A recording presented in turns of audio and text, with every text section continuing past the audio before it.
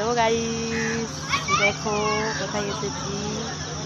চলে এসেছি রাজস্থানের মন্ডুরে। দেখো কত খেজুরের গাছ। দেখো মন্ডুরে চলে এসেছি ঘুরতে।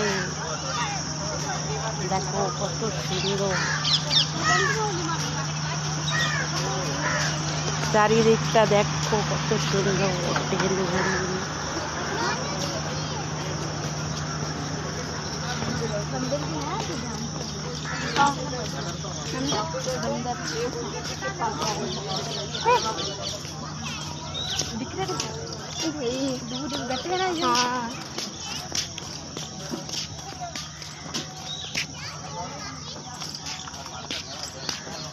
চারিদিকটা কত সুন্দর লাগছে না বন্ধুরা? দেখো কত সুন্দর লাগছে চারিদিকটা।